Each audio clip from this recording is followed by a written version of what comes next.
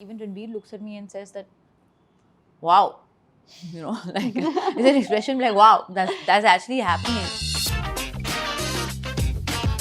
Thank you so much for doing this, Alia, and congratulations Thank you. on the baby and baby number 2 also, Thank you. which we'll obviously get into. Yeah. But thank you for doing this. Not at all. Thank So you. I'm going to start with something that you've often said. You've said stories are everywhere. And at Humans Bombay, we tell stories. Yes. You grew up in a film family, which was obviously was surrounded by many stories.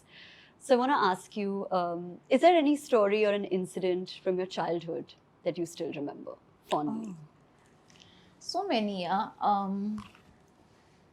think with regards to, I will say maybe performance, because that is acting, movies, music. One of the, I think, largest influences in my life has been through that. So I think one of the strongest memories I have is my grandfather and my grandmother, who are now 95, both of them. Touch wood. They would come over every Sunday, and every Sunday I would put up this skit or dance or performance for them, and they would very patiently watch me sometimes dance very badly to different songs.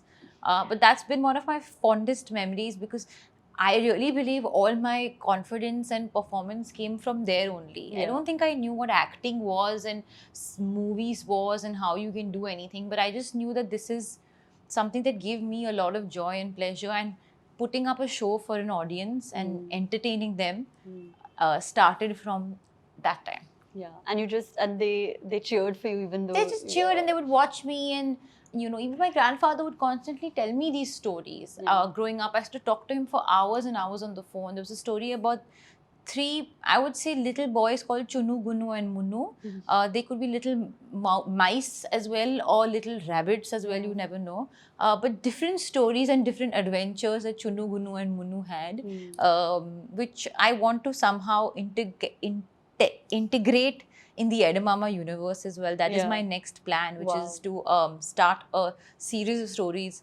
It's actually about a girl and her little dog, a little girl and her dog called Ed. But somewhere definitely I'm going to bring in Chunu, Gunu and Munu. How cute. That's really, really cute. Yeah.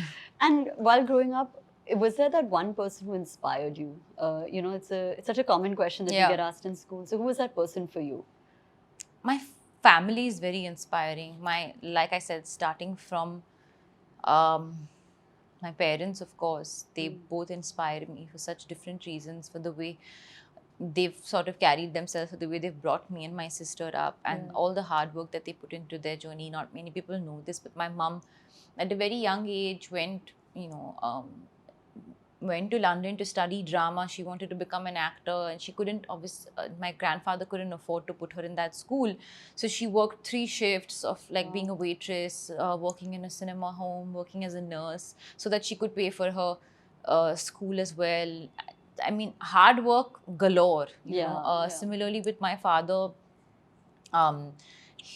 I would never hear him speak about anything else except for movies and yahan pe jana hai, wahan pe jana hai, ye gana, wo gana. You think it's a very glamorous profession, but actually there's a lot of hard work involved.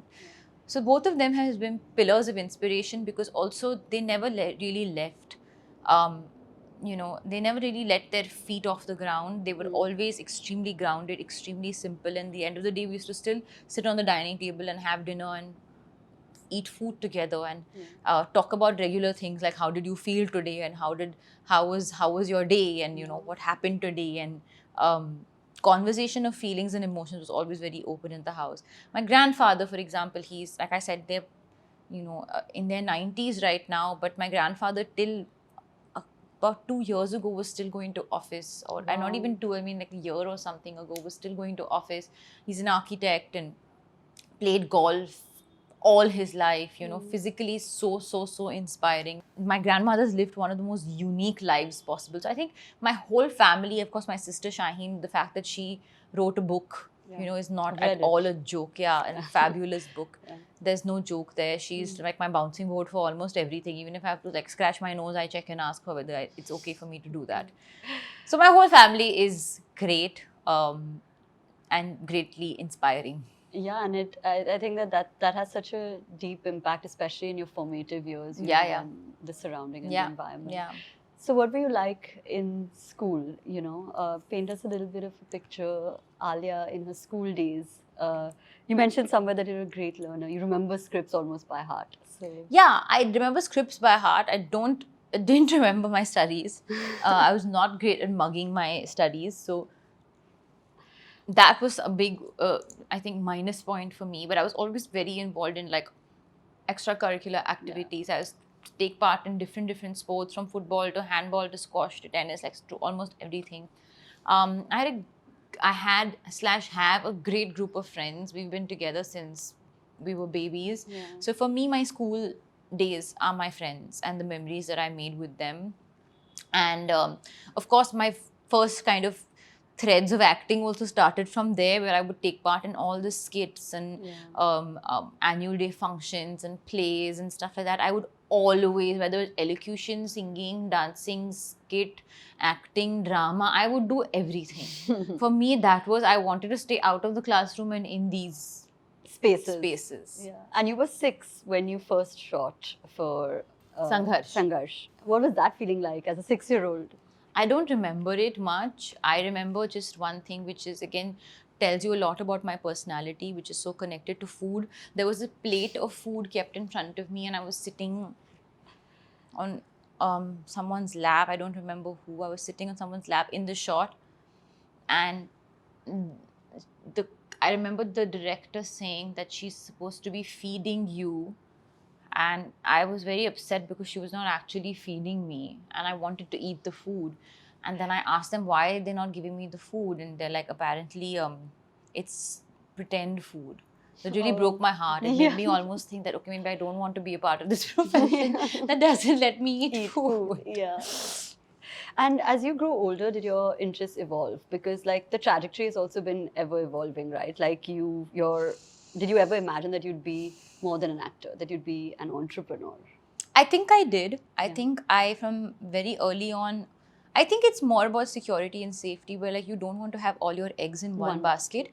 Having said that, for me, it's a do or die. Like I rather give it my all, I don't do it at all. Like so that's why like I have to give my all to everything. I don't want to be the jack of all and master of none. But I have thinking, growing, creating mind. I want to create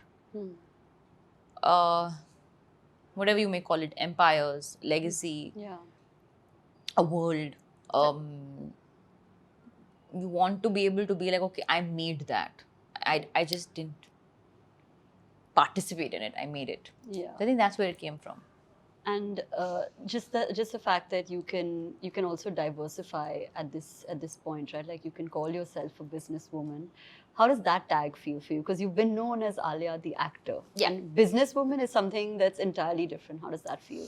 Yeah, because I think also people would not expect me to be a businesswoman. I don't think people really think that I have a brain and a half. But I'm not somebody who thinks that I know everything about business. But having said that, the brand Edamama started and is continuing to grow with my money. I put my money into it. I have not taken an investment from anyone. I don't have a partner. I am my partner for now. And I basically believed in a vision and I believed in a story, and it's something that I was extremely passionate about, and I am continuing to grow that brand. It's grown from strength to strength in the past 3 years across various categories, from kids to teens to infants to maternity to nursing, online and offline. So for me, I just have to keep going, believing in that vision, believing in that world. And I don't talk about it enough, but sometimes even my like family members, like even Ranbir looks at me and says that, wow, like it's an expression like, wow, that's actually happening. Because like I'm impressed. Yeah, people don't, even my friends, for example, when I tell them that, okay, Ed's done this and Ed's done that, some of my friends get it. Like, for example, my friend Meghna, she has her own brand called Summer Somewhere, which she's again started on her own, grown from ground up. It's doing phenomenally well. So me and her constantly have chats about like brands and brand building and what our strategy is and where we can move and stuff like that, and constantly sharing notes. So for us, it's for maybe when I have those conversations for today, you know, thing, but with people regards to the film, there's a conception that she's put her name onto something maybe. But Yeah. that's not the case with Yeah. Ed. And I don't like scream from the rooftop. Yeah. But I think anybody in the business world would know that Edamama's founded by me. Yeah, because it's not superficial. It Yeah. doesn't look super. It's not like you've just been like, okay, I'll just lend my brand name that already exists. to it. Yeah, exactly. In fact, when we launched, we launched without my association. We launched 6 months before not even 6, a couple of more months before I said, oh, this is, by the way, this is my brand. Yeah. We just launched purely based on product. Yeah, and I mean, I've launched my own business, so I totally understand that there are so many challenges. Yeah. Do you find it challenging because you've kind of nailed the film world, right? Like whether it's production, like or like acting, obviously that's a no-brainer. But with business, do you find that it's something that you're learning to maneuver? So firstly, even filmmaking is a business, and nobody has nailed filmmaking. Yeah. And it's always a constant push and pull. You're one day up, one day down, one day up, one day down, one day you've got it, one day you've totally not got it. So that is just the nature of life and every business. And you can learn from your experiences and try not to forget them and put everything. But at the end of the day, the core has to be correct and the intention has to be clear, and you have to be telling the right story. That's in filmmaking. Yeah. Similarly, with the brand, you have to have a gap that you're filling and you have to be telling the right story. And most importantly, the product has to be good. Correct. So I can be sitting here talking about my vision and my brand and the video and this and that, but it doesn't matter if the product is not good. Yeah. So we've worked very hard on that, and we've got a fabulous team. It's a small team, but it's a fabulous team. Yeah. That I believe has really understood the brand vision and the story. And yes, it is challenging, and a lot of the times, like for example, every time we have a collection drop, we're always understanding which styles are selling out, which styles are not selling out. We put those learnings into our next collection. It's constantly like a demand and supply, learn and grow sort of a thing. And hearing consumer feedback is extremely important for any business. But at the end of the day, if you start with the right story, and our story was always building a sustainable clothing brand for the children universe, starting from age 0 to now, you're 17 teenagers, meeting all the sustainable marks, but at the same time telling the story of building eco warriors and young planeteers. Yeah, yeah. And do the two worlds ever overlap? Because you said that it's all about telling a story, right? So even when it's come to picking certain films, you've had like say strong female characters. Do you think that was that your thought process? Like was it conscious that you want to tell strong female-led stories, and then did that translate into your journey as an entrepreneur? I think so. I don't know. I think I naturally would gravitate more towards parts that gave me that scared me a little bit, that gave me that challenge, that drove me a bit to a place that I haven't been to before. All those things for me, acting and being in front of the camera is not just a day job and I go home. I mean, I do cut off, I do go home and I forget about it. I don't take myself too seriously, but while I'm there, it has to churn me up. It has to give me something more. And I can't do that if it's not a great part. So it may be a small part, but it has to be a great part. And yeah, I think that is my focus. And again, why not? Like, I think that one of the things that I've learned also in the last year is that if you have a good story, you have a great director, you've got a good understanding, a female-driven film can be a good film and be a commercial success and be something that people remember you by. So the endeavor is to always obviously reach as wide as possible, and I will continue to try and broaden the horizon by doing parts where I'm the central protagonist. Yeah, wow. And you mentioned something that you go home and you kind of try to cut off. So that was actually my next question, is that there's so much going on in your life, right? Like obviously the new role as a mother, you're also building a brand, but you're also a producer, but you're also actor, also in the film industry, or you're constantly surrounded by so much frenzy.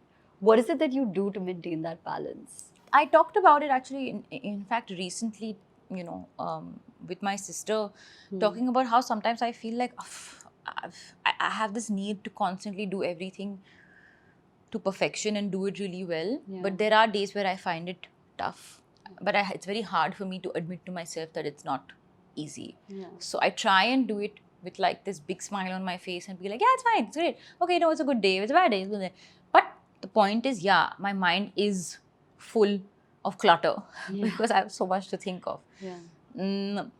So one of the things is to depend on people. Yeah. But again, I can't just let things go. Yeah. I have to be on top of everything. Mm. Being a mom, while it's a new experience, and anything new and any change is always challenging, it's also the most fulfilling feeling. So I think sometimes when I have low energy, I'm not feeling great, just one look at my baby and I'm like 100 watts of energy. Yeah. And at the end of the day, it's something that I chose. I chose to be a producer. I chose to be an entrepreneur. I chose to be an actor. I chose to be a mom. I chose to be all these different parts. So I don't have to sit and complain and be like, it's really hard. It's very tough. Life is tough. Life is not fair. Life is not going to always be a straight, smooth path. Like, there's going to be bumps in the road. There's going to be boulders thrown at you. You have to try and dodge. And you just have to keep going. Yeah. And a good night's sleep is always a great recuperation. I genuinely say this a lot. People don't think and don't value the importance of sleep. But the sleep is the most important thing for you to kind of re-energize. And again, the last thing I'm going to say is, without sounding pompous, arrogant, and extremely unmodest, is like women are meant to multitask. Genuinely, we're born multitaskers. So I genuinely believe that gives me a lot of comfort and relief, that the fact that I'm a woman and I can do it all. Yeah, it's an empowering feeling. That's women empowerment is the thing. Yeah. And you were mentioning, that there are boulders coming your way. You have to learn how to dodge it. Can you tell me a little bit about the most recent or any such boulder that you think of in the past that you've dodged, and how did you do it? I think one of the most underrated boulders that we don't even realize is coming at us is the obsession with the internet and conversation on social media, and how engrossed you can get in that world and really kill basic silent time. Yeah. That, I think, to me is the biggest, for now in recent times, the biggest nonsensical boulder. Yeah. So while I use social media a lot in a very organic fashion, I try and keep it, because that's my personality, not too manufactured. I off late have been taking these like weekly, 2-weekly detoxes, and it genuinely makes such a big difference to my life. Yeah. Where my mind actually just realized, I don't really need to wake up and look at my phone, have a look at what the world is doing. Yeah. And that's something I would really encourage a lot of youngsters to do, is to really cut that. Because honestly, if you're talking about, if you want to be cool, being obsessed with social media is not cool. Yeah. Right now, it's not cool. Yeah. Be obsessed with the sky. Stare at it and just smile. Yeah. That is cool. Just do your thing. Yeah, because if you're trying to be cool, that's not cool. Yeah. You also mentioned about filling a gap, right? So with Edamama, what was that gap that you kind of spotted? And at what point was it at a time where you because it's such a unique brand. So what was going on in your life at that point? I was trying to look for creating something, as I said, of my own, something that I could put my money into and create a brand. I didn't want to create another women's wear lifestyle brand, because we have millions of that. Yeah. It felt like it would be a very tough market to compete in. So if I'm putting in my own money, I wanted to do something that's a little bit more of a gap that I'm filling in the market. And we discovered that there is a gap and dearth for kids wear clothing, homegrown, made out of India. That too a sustainable one.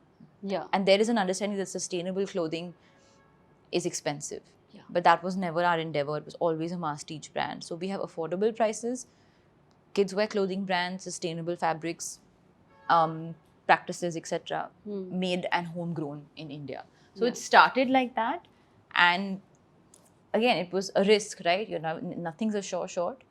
But we discovered in the first drop itself that in 3 weeks or couple of weeks, we actually sold out most of our styles. And that's when we realized that, okay, there is that gap in the market. Yeah. And what gap do you now want to fill? Like the brand has evolved. You've seen some fantastic returns. Like, yes, you've sold out, but also in terms of revenue, it's like a very serious business that now, obviously, I'm sure that you're looking to take to the next level. So what's the new gap that you want to fill? The intention of Edamama from its inception was always to create a world of Edamama. So we're not going to stop just at fashion and clothing. Yeah. Now we're going to move on to all the other categories possible within the world of Edamama with regards to your child and yourself. Yeah. So stories, books, animation series, educative toys, personal care, diapers, you name it. It'll be the idea, intention is to have Edamama be the one-stop shop for all things related to you and your baby, and with all of it through sustainable practices. So even the toys are not going to be made of plastic, and not going to be toys that are not giving you that connect to nature and to the planet and to the environment. Even now, our garments come with little seed balls that you can plant into a plant. So mother and baby have that activity together. Yeah. So that is the intention. And it's literally like we've not had that world come out of India, right? Yeah. That world where you walk into it and there's these there's an experience. It's an experience-led endeavor where you buy your clothes, but you also experience the world of Edamama. Yeah. That's the intention. So it's like a universe, basically. Pretty much, yeah. Of everything. Yeah. Amazing. And I have to ask this question, one of our last, is how has motherhood changed you? And especially because your brand is also so conscious of the bond between a mother and a child. Do you feel that mom guilt of leaving your baby and, maybe working on your business or anything else? It's a very regular feeling, Yeah. guilt. Very, very normal. Most moms will feel it. Yeah. It's important to tell yourself that you're doing your best.